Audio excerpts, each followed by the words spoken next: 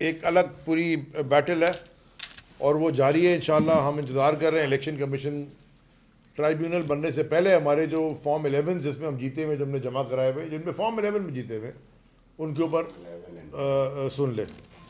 दूसरी बड़ी इंपॉर्टेंट बात जिसकी वजह से मैंने जहमत की 2-3 पॉइंट से, वो है जो किमाड़ी में हुआ। देखें, फिर हमने सुना है कि 19-20 लोग वफात पा गए, और मैं आपको याद दिलाना चाहता हूं कि फरवरी 2020 में एग्जैक्टली 2 साल पहले इसी तरह के वाकया हुआ एक शाम को, और किमाड़ी में 10-12 लोगों की वफात हो गई।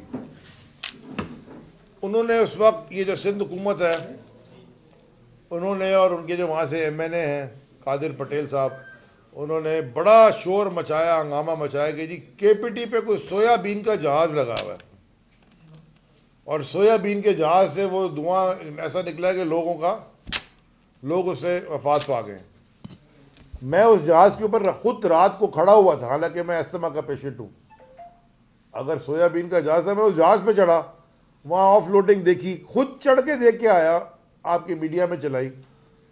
लेकिन उसके बाद थोड़ी सी तरफ तहकीक की और कुछ एक्सपर्ट्स के साथ बात की, तो उन्होंने मैं ऑफ द रिकॉर्ड बताया और कि दुनिया भर में एक फिनोमेना होता है कि नीचे गैसेस बिल्डअप होती हैं, और ये बाहर भी हमने देखा है, वो ऊपर कॉर्डन ऑफ करते हैं इलाका, और उसके बाद वो गैस को कैसे एग्जिट करते हैं। वो गैस कहाँ, ये वाली गैस हाइड्रोजन सल्फाइड कहलाती है, H2S केमिस्ट्री में। वो होती कहाँ है? जहां लैंडफिल हो, कचरे से लैंडफिल किया हो, ऑयल का काम हो रहा हो, केमिकल का काम हो रहा हो, सुएज हो, ये सारा ये कंबशन होता रहता है नीचे, और जब गैस ज्यादा हो जाती है वो बाहर निकल आती है। और ये हवा से बाहरी गैस है, इसमें बदबू होती है, और ये नीचे रहती है, यानी कि फ्लोट ऊपर नहीं जाती। और क्या होता है कि जो लोग जिनके भी लंग्स वीक हैं, जिनको अस्थमा है या कोई भी ऐसी चीज है, जरा सी भी वीकनेस है, उनके ऊपर ये फौरन इफेक्ट कर जाती है। और मैंने परसों ट्वीट भी किया था डायग्राम्स बता के, उस वक्त भी हमने कहा ये हाइड्रोजन सल्फाइड है और इसके ऊपर लोकल प्रोविंशियल गवर्नमेंट को एक्शन लेना चाहिए। ये फिर हुआ है। आज तो कोई सोयाबीन का जहाज नहीं लगा हुआ, पता नहीं किसके ऊपर आप ब्लेम डालेंगे। कंफ्यूजन का शिकार है क्योंकि उनको पता नहीं कि क्या है, या पता है तो कुछ करना नहीं चाहते। मैं ये बताना चाहता हूं कि किमाड़ी के कुछ इलाके टाइम बॉम्ब हैं इस गैस के लिए, टाइम बॉम्ब है ये। खुदा ना खास्ता, ये अभी तो 20 हो गए, ये कभी भी निकल सकती है कहीं से भी, और दुनिया भर में होते हैं, इसके टेस्ट होते हैं। हमने नेवी की एक्सपर्ट टीम बुलाई थी और उन्होंने जाके वो सारा मास्क पहन के, आपको याद है कि वो केपीटी तक वो कहते थे बू आ रही है, वो साइकोलॉजिकली लोग परेशान हो गए थे। सो देयरफॉर मैं सिंध हुकूमत से दोबारा अपील करता हूं कि होश के नाखून लें, एक्शन करें। वो आपको एक्सपर्ट्स लाने पड़ेंगे, और ये जो ये बायोकेमिकल वाली एक्सपर्ट नेवी की टीम है, उनको आप इस्तेमाल करें तो दरखास्त करें। उनकी रिपोर्ट्स आई थी पहले भी। तो ये बड़ा खतरनाक है, और ये किमाड़ी के अंदर जो हुआ ये बहुत गड़बड़ है। तीसरी चीज जो जल्दी से मैं इसके ऊपर जिक्र करूं कि फर्रुख हबीब, फवाद चौधरी तो बेचारा अंदर है, जिस तरह उसके सर पे कपड़ा डाल के लेके आए, और उसके बाद अब कहते हैं जी फर्रुख हबीब जो है वो उसने डकैती डाला था। अगर जो पाकिस्तान के सबसे बड़े डाकू हैं उनको आपने बिठा दिया असेंबलियों में, और जो उनमें जो सबसे बड़े हैं उनको आपने वजारतें दे के ओहदे दे दिए, तो ये जो, और फर्रुख हबीब को आप डाकू कह रहे हैं, यानी कि कोई आपको स्पष्ट नहीं समझ के आपने हुकूमत के साथ करना क्या है, हुकूमत चलानी कैसे है, हुकूमत का इकोनॉमिक कंडीशन कैसे चलेगी, गवर्नेंस कैसे कहते हैं, कोई स्ट्रेटेजिक प्लानिंग नहीं है, ना शॉर्ट टर्म लॉन्ग टर्म, रोज के रोज अहमकाना फैसले कर रहे हैं। और कल जो इसहाक डार ने प्रेस कॉन्फ्रेंस की, वो प्रेस कॉन्फ्रेंस में बैठ के जो उन्होंने वो आए थे अपना गुरु नानक बन के फाइनेंस के, वो तबाही जो उन्होंने की है जब से वो आए हैं। और कल तो इतना डिफीटिस्ट मेंटालिटी थी कि अल्लाह पाकिस्तान की इकोनॉमी की तहफ़्फ़ुज़ करेगा। भाई वो तो हर चीज का तहफ़्फ़ुज़ अल्लाह करता है, लेकिन वो आपको याद है ना कि ऊंट बांधो ना। तो अगर चोरों को बिठा दिया है जिनका सिर्फ एक काम था, अपने केसेस माफ करवा के अपने एसेट्स उन्होंने अनफ्रीज करवा लिए 5.2 अरब बिलियन रुपयों के, वो सारे अन करा दिए। मैं तो ये देख रहा हूं कि सागदार सरकारी जहाज में भागा था अपनी हुकूमत में, शायद खाकान अब्बासी उस वक्त फाइनेंस अपना प्राइम मिनिस्टर थे, उसके बाद शायद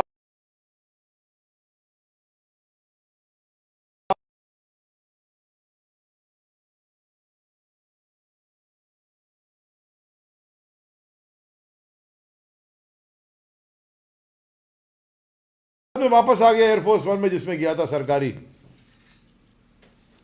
और आके तबाही मचा दी। वो तड़ियां जी आईएमएफ का ये हो जाएगा वो हो जाएगा, आई डोंट केयर, फला ढमका, पूरे मुल्क का बेड़ा गर्क कर दिया। इकोनॉमी बिल्कुल, मैं सुबह बैठा था फैक्ट्री वालों को मैंने कॉल की, एक मुझे कोई ऐसा नहीं मिला जिसने कहा कि जी एक्सपोर्टर्स छोड़े लोकल मार्केट को, वो उनकी एक्सपोर्ट फंस गई है क्योंकि वो छोटी छोटी चीजें जो इंपोर्ट करनी होती है वो भी नहीं कर सकते, बटन जिपर शिपर जो बाहर से मंगानी होती हैं वो सारे फंसे हुए हैं। और आपने उधर ले जाके खड़ा कर दिया इस मुल्क को जहां पॉइंट ऑफ नो रिटर्न है, और आपके पास सोल्यूशन क्या है? आपके पास सोल्यूशन यह है, पाकिस्तान की मईशत और पाकिस्तान की गवर्नेंस ठीक करने का सोल्यूशन यह है कि इमरान खान पर अटैक कर दें। सारा दिन वजीर बैठ के एक ही बात करते हैं, हम वजीर थे, आसमान पे उन्होंने उठाई थी किबाड़ी की गैस, और मैं कहता गया कि ये क्या है। अब ये बोल देंगे ये भी इमरान खान की गलती है। हर चीज इमरान खान पे डाले जा रहे हो, अपनी गवर्नेंस तुम्हारी है नहीं। और जब सब चीजें फेल हो गई, इलेक्शन में तुम फेल हो गए पंजाब के, फिर वो बाई इलेक्शन हुआ नेशनल असेंबली की सीटों पे, उस पर तुम फेल हो गए, वो भी खान साहब जीत गए। जहां जहां तुम खान साहब के ऊपर गलत अटैक करते हो, इमरान खान जीत जाता है। वो हार ही नहीं सकता क्योंकि उसकी नीयत साफ है और वो 2 नंबरी कर नहीं रहा। अब आपने जो प्लान बनाया है, जिसका कल खान साहब ने जिक्र किया, जो मेरी सबसे इंपॉर्टेंट मेरा ये इस प्रेस कॉन्फ्रेंस का पॉइंट था, देखें खान साहब ने बड़े साफ अल्फाज में कल ये कहा है कि आसिफ जरदारी ने कोई टीम हायर की है और उसमें एक्सपर्ट्स हैं असैसिन्स की, जो कि इमरान खान के ऊपर हमला करेंगे कातिलाना हमला करने। एक तो हो चुका है ना, अल्लाह ने बचाया है, फिर दोबारा वो करना चाहते हैं। और उन्होंने ये भी कहा है कि उनके पास ये इंफॉर्मेशन है कि बहुत सारे लोग पाकिस्तान के भी, उसमें ताकतवर लोग पाकिस्तान के भी उनके साथ इस साजिश में शामिल हैं। अब मैं डायरेक्टली पाकिस्तान की इंटेलिजेंस एजेंसी से, पाकिस्तान के मुहाफिजों से, पाकिस्तान की ब्यूरोक्रेसी से, पाकिस्तान की लॉ एनफोर्समेंट से, और खास तौर पे इन सबसे बढ़ के पाकिस्तान की अवाम से मैं डायरेक्टली मुखातिब होकर बात करना चाहता हूं। सबसे पहले जो आप हमारे जो दिफाई इदारे हैं और जो हमारी उनकी इंटेलिजेंस एजेंसीज हैं, ये एक ex prime minister of Pakistan, जिसकी पॉपुलैरिटी इस वक्त पाकिस्तान में किसी लीडर की आज तक ऐसी नहीं हुई, जिसकी पब्लिक सपोर्ट इतनी है, किसी की आज तक नहीं हुई।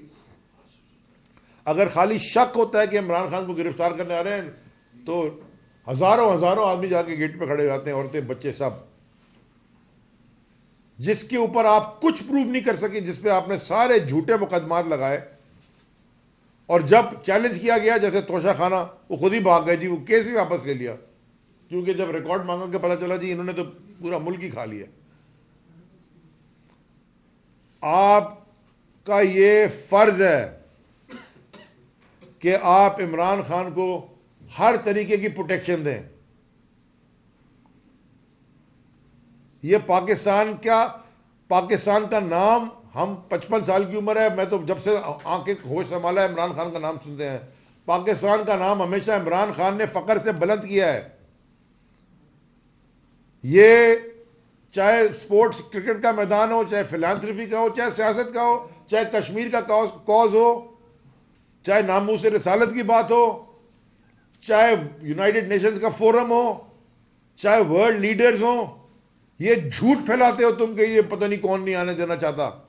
वो तो फोटो खिंचवाते थे इमरान खान के साथ, सेल्फियां ले रहे थे, हमने खुद देखा है अपनी आंखों से। उसका इस कौम पे एहसान है। पाकिस्तान का दुनिया में फुटप्रिंट रखा है इमरान खान ने हर शोबे में जिसमें उन्होंने हाथ रखा। अगर आपकी ये प्लानिंग है कि आप इमरान खान के साथ उनके डर से सारा उनको खुदा ना खास्ता कत्ल करने की साजिश बनाई है, मैं आपको आज बता रहा हूं, अगर खुदा ना खास्ता इस तरह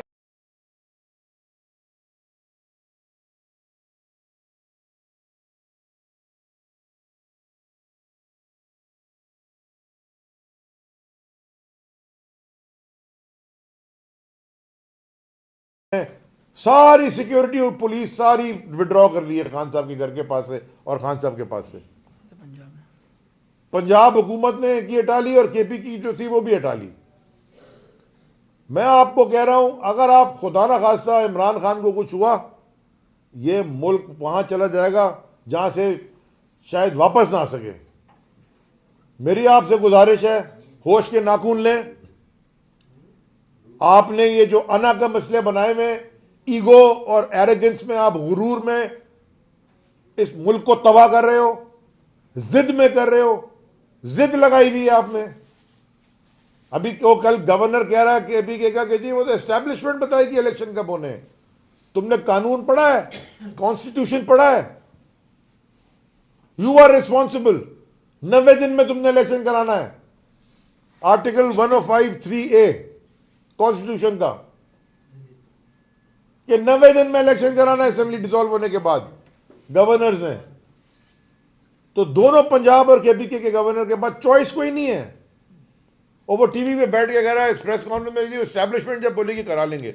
ये पाकिस्तान की अवाम का मुल्क है, ये कानून इस मुल्क को चलाता है। कॉन्स्टिट्यूशन की धज्जियां उड़ेनी है तुम लोगों ने। और अब अगर इमरान खान पे कातिलाना हमला करने लगे, इस मुल्क का इससे बड़ा नुकसान हो कोई नहीं सकता। तो मैं सारों को वार्न करने लगा हूं, सारे जितनों को मेरे नाम लिए, आपकी रिस्पॉन्सिबिलिटी है हर आम इंसान को प्रोटेक्ट करना स्टेट के। आप एक्स प्राइम मिनिस्टर जिसको पाकिस्तान के सारे अवार्ड्स मिले, पाकिस्तान से बाहर दुनिया के सारे अवार्ड्स मिले, उसके ऊपर प्लानिंग हो रही है कत्ल करने की। और वो टीवी के ऊपर आके कह रहा है कि कौन प्लान कर रहा है, जिसके ऊपर मूवियां बनी है, जिसको मिस्टर 10% कहते थे, जिसने सूबे का तबाही कर दी, जो अपनी बीवी की JIT नहीं बनवा सका यूनाइटेड नेशन से। भूलना चाहे रहमान, यूनाइटेड नेशंस वालों की क्या थी कि वो रहमान मलिक उनको कैसे डाइवर्ट, रहमान मलिक नाम था ना वो जो सेनेटर, वो कैसे डाइवर्ट कर रहा था उनको, जिसके ऊपर इल्जाम है उसने अपने ब्रदर इन लॉ को कत्ल करवाया जब उसकी बीवी प्राइम मिनिस्टर थी, जिस पे मुल्क के हर कानून तोड़ने का इल्जाम लगा हुआ है, चोरी के इल्जाम लगे हुए हैं, हर हॉर्स ट्रेडिंग का इल्जाम लगा हुआ है, हर चीज का इल्जाम है। उसके ऊपर माफिया डॉन बना हुआ है इस मुल्क का। वो उसके ऊपर खान साहब ने टीवी के ऊपर बैठ के साफ साफ किया उनके पास कि ये हमें मुझ पर अटैक करेगा। खुदारा होश के नाखून लें और इस मुल्क को वहां ना लेके जाएं जहां से वापसी का कोई रास्ता नहीं है। 71 हो चुका है, हमें रिपीट नहीं चाहिए भाई। हम कोई गैर कानूनी गैर जमहूरी काम नहीं कर रहे। इस्तीफे देना असेंबली से या सीएम का असेंबली आना एडवाइस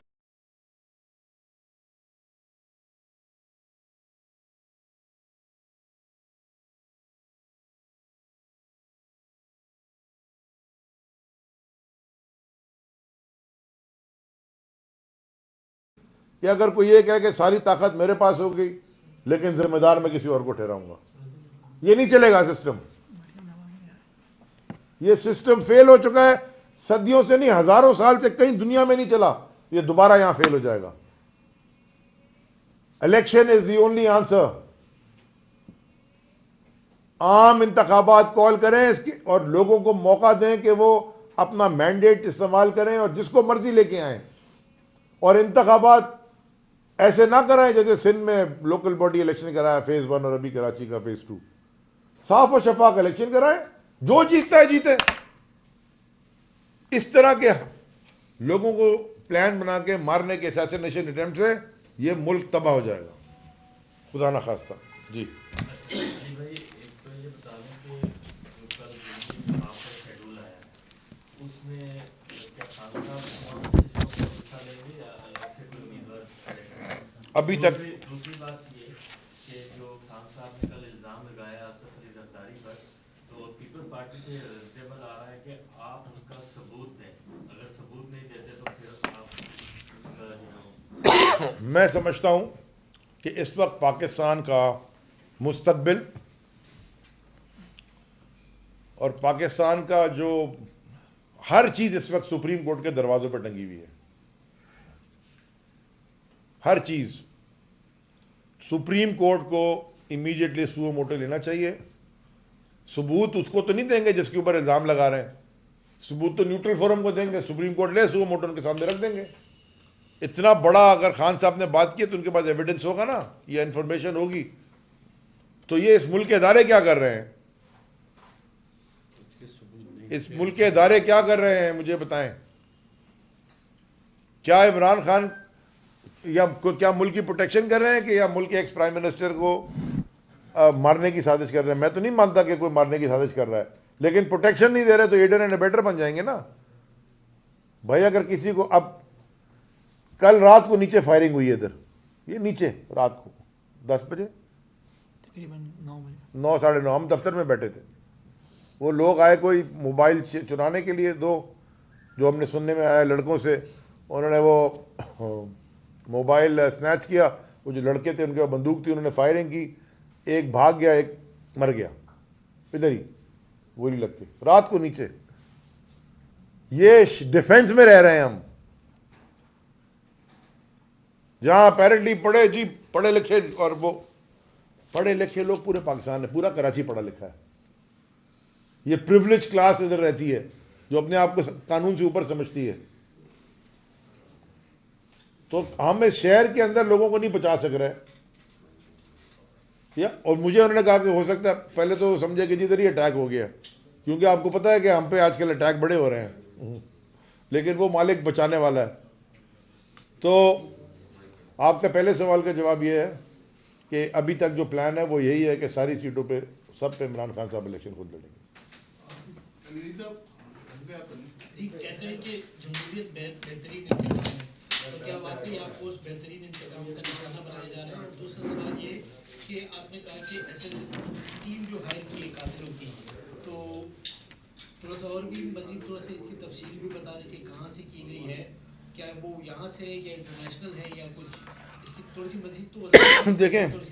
जो आपने पहला बात की जमहूरियत बेहतरीन इंतकाम है, तो ये जमहूरियत जो जिस तरह की जमहूरियत पाकिस्तान में है, और ये जो जमहूरियत इंतकाम ले रही है पाकिस्तान की अवाम के साथ, ये को बड़ा ही अवाम ने क्या जुल्म किया कि ये इनका इंतकाम है कि इनके पास गैस नहीं है, बिजली नहीं है, पानी नहीं है, आटा है तो गैस नहीं है, गैस है तो आटा नहीं है, तालीम तबाह है।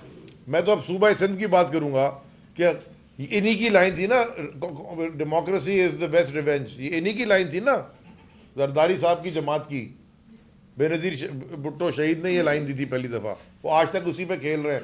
ये बिल्कुल उन्होंने रोटी छीन ली, कपड़े फाड़ दिए और मकान डुबा दिए। ये है इनकी जमहूरियत की डिफेंस, ये है इनकी जमहूरियत की लाइन। जहां तक आपके दूसरे सवाल आपने पूछा, जितना खान साहब ने कल बताया वो अभी उतना ही बताना चाहते हैं, जब और इंफॉर्मेशन वो देना चाहेंगे वो खुद देंगे। उन्होंने अगर बैठ के पूरी कौम से खिताब करके प्रेस टॉक की है और ये बताया है, तो उनके पास इतना बड़ा इल्जाम तो कोई ना कोई इनके पास सबूत तो होंगे, इंफॉर्मेशन तो होगी। जैसे कि हम गए किमाड़ी पे, हम पे अटैक कर दिया, पथराव कर दिया। अब मैं यार यहां पथराव कर दिया, यहां तो कोई पत्थर नहीं है, हम तो पक्की जगह पे खड़े हुए थे, फिर हम अंदर गए, वहां बाहर पता चला वहां बंदूकें लेके आ गए, 3-4 फायरिंग कर दी, मीडिया के लोगों के सर फटे, कम से कम 3-4 कैमरामैन को तो मैंने खुद निकाला पीछे से, फिर सारे वर्कर सारों को निकाला, फिर हम आखिर में जो रह गए 4-5 एमएनए एमपी, फिर हम निकले, उस पर तो सारे खेल रहे हैं और हम पे ही बना दी एफआईआर। अब सुबह बेल करा के आए अल्हम्दुलिल्लाह, दोबारा सुबह एटीसी की। तो ये इंतकाम ले रही है जमहूरियत। उन्होंने सीसीटीवी फुटेज भी डाली है आपके सोशल मीडिया। भाई मैं एग्जिट कर रहा हूं, मैं तो कह रहा हूं, मेरे पास तो ना बंदूक थी ना पत्थर था, तो मैंने सारों को निकाला, कैमरामैन उनके सर फटे हुए, वो भी आप देख लीजिए, वो भी फुटेज है, सबके पास है। वो उसी दिन चलाई है मीडिया ने जिस दिन अटैक हुआ था 18 को। ये तशद्दुद की सियासत हम नहीं करते, हमने कभी की नहीं, हम वोट की सियासत कर रहे हैं भाई। वो जो झूठ बोलते ना वोट को इज्जत, तो उन्होंने बड़ी इज्जत दी है, वोट को तबाह कर दिया, गुंडा कर दी उनके पास, गुल्लू भट्ट उनके पास है। हमारी जमात से कभी आपको सहूलत मिलती है, उजैर बलोच, गुल्लू भट्ट, इस तरह के लोग नहीं मिलते, हमारे यहां ये तरबियत ही नहीं है। पहले एस्टैब्लिशमेंट से आपके अच्छे ताल्लुकात थे, तो लोग ये कहते हैं कि आपकी गवर्नमेंट उन्होंने बनाई, आज आप खुद ही अपने एक्स प्राइम मिनिस्टर उसकी सिक्योरिटी के लिए एस्टैब्लिशमेंट की तरफ देख रहे हैं, तो आपको ऐसी क्या थ्रेट है कि आप खुद क्यों नहीं बात कर रहे? और अगर बात ये रही कि पाकिस्तान की बात है, तो जो प्रेसिडेंट आरिफ अलवी साहब हैं वो कोशिशें कर रहे हैं कि गवर्नमेंट या आपकी पार्टी को मिल जाए, लेकिन दोनों पार्टियां चाहे पीटीआई हो या गवर्नमेंट हो, पाकिस्तान में नहीं सोच रही, वो अपनी लड़ाई लड़ रहे हैं, वो अपनी लड़ाई लड़ रहे हैं। इलेक्शंस कितने इलेक्शंस कराएंगे, मुल्क इलेक्शंस ही कराते रहेंगे, कुछ होगा भी? जरा ये बताइए। देखें, पहले तो मैं थोड़ा सा माजरत के साथ अगर हम पावर पॉलिटिक्स कर रहे होते मेरे भाई, तो ना हमने असेंबलियों से इस्तीफा देना था, ना हमने पंजाब की असेंबली डिसॉल्व करनी थी, ना खैबर पख्तूनख्वा की असेंबली डिसॉल्व करनी थी।